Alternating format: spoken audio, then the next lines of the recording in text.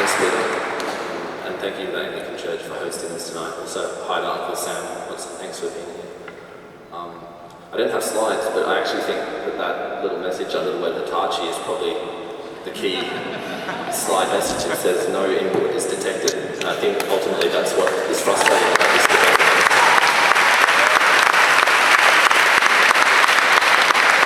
So I want to start with a simple observation. I have so many thoughts bubbling away in my head, but I wrote them down for once.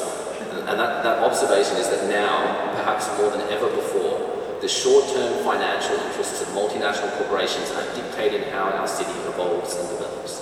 We've seen this with the private construction boom, which is not improving housing affordability for people on low incomes. We've seen this with the prioritisation of state-subsidised mega projects like stadiums and coal mines, while local infrastructure projects go unfunded.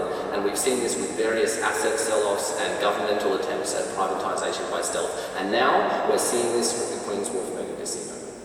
I submit to you that we as citizens of Brisbane can and should be organising a massive citywide campaign against this project, not only because we think this particular site should be developed differently, but because the public input into this development and so many other developments throughout the city has been a tokenistic and undemocratic sham.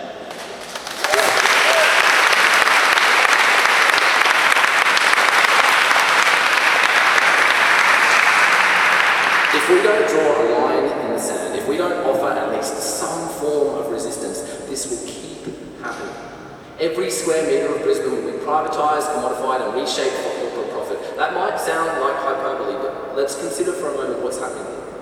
Without any meaningful public consultation and without substantive discussion or debate prior to the last state election, the Queensland Government is handing over 13 plus hectares of public riverfront land and a further 13 hectares of the Brisbane River on a 99-year lease for private apartments, luxury hotel rooms and a casino. I say again, we're talking about public land, publicly owned land. I spend a lot of my time as a councillor arguing that we need more public housing and community housing in the inner city, that we need more usable green space. And the most common response I get from representatives of the state government is that, oh, they don't own any more land to develop on. We'd like to put in more public housing, but we don't have the land. That's what they tell us. And now they're practically giving away 10% of the CBD for a mega casino resort. So if we let them get away with this unchallenged, what's next? And I might just briefly respond to the first speaker's comments about tourism dollars, because there is nothing special about casino resorts. They've been popping up in every city for the last decade, and there's nothing new or different about this one. International tourists staying in international hotels means the profits go offshore. They don't flow to local businesses. And what we know from cities around Australia and from cities around the world, in fact from every casino that's popped up in Australia over the last couple of decades, is that the mythical international high rollers do not materialise in sufficient numbers over time. As the wealthy tourists move on to the next big casino, the business model shifts to local gamblers, and the casino developer will start applying for more poker machine licenses. And we've already seen that with this development, which is now up to 2,500 poker machine licenses, 2,500 poker machines on public land. So can we stop it, I guess is the question. And the most common response I hear from people when I talk about this issue is a sense of powerlessness. That it's too big, that it's too hard, that it's already been approved, and that's how they want us to feel. These companies deliberately talk about their projects like they're already a done deal, like they've already been built, because they know that we will then offer less resistance. They want us to feel like it's too late. When our elected representatives fail to act in the long-term interests of our city, it falls to us as citizens, as members of what we used to call civil society, to hold them to account.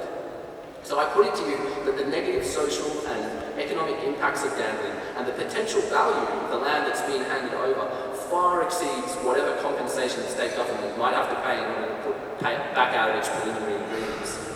Down in Victoria, a powerful community campaign saw the government back away from the massive east-west link, which would have seen an unjustified tollway mega project ran through dozens of neighbouring communities. At the start of that community campaign, people said it was futile.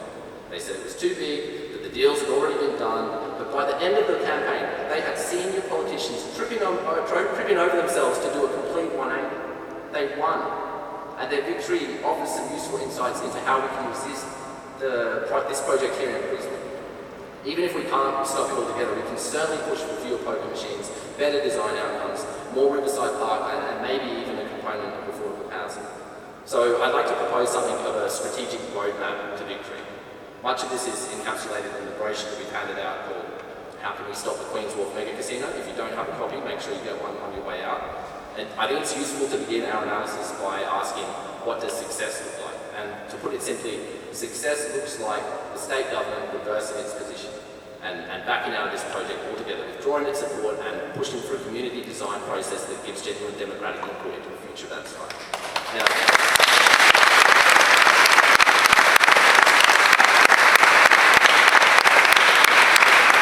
there are actually several factors working in our favour.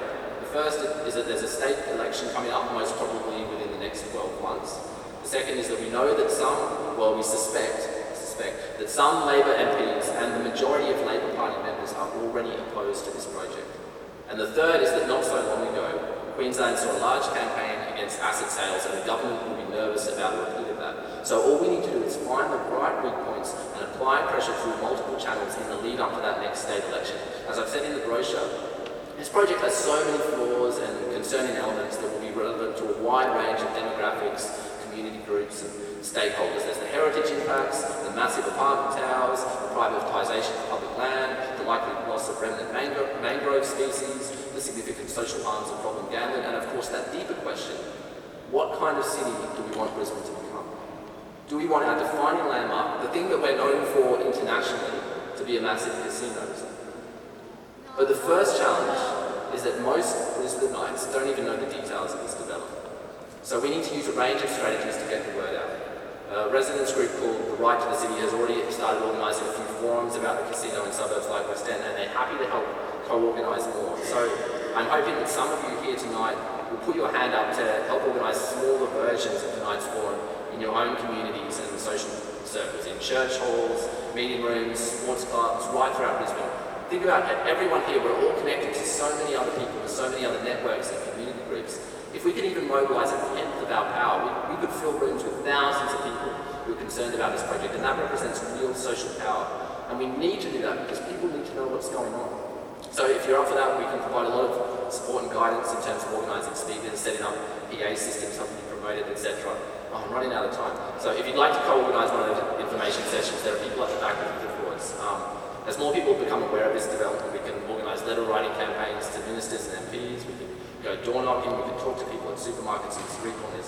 But as was demonstrated with the East-West link down in Victoria, we also need direct action and civil disobedience to delay this project, to make the multinational investors nervous and to draw more attention to our key concerns about this mega development. I'm quite willing to get arrested to stop this going ahead, and I know a lot of other people are as well. So on top of this, oh man, can I please go for another minute? Right, real quickly.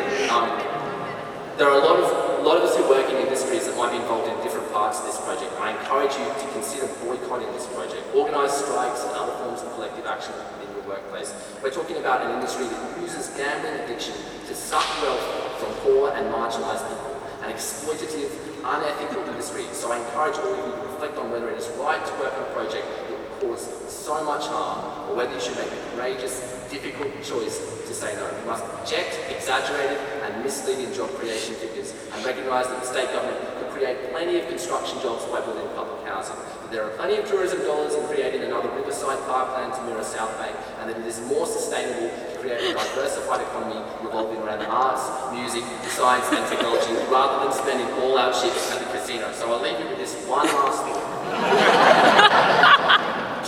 Talk to your friends and colleagues about why they should boycott contracts related to this project. Talk about what forms of civil disobedience are going to be most strategically effective. Target inner city Labor MPs who are vulnerable and who are worried about losing their seats to candidates opposed to this casino, and get political. I genuinely believe that we can win this one, but even more than that, on principle alone, we can't let them get away without a fight.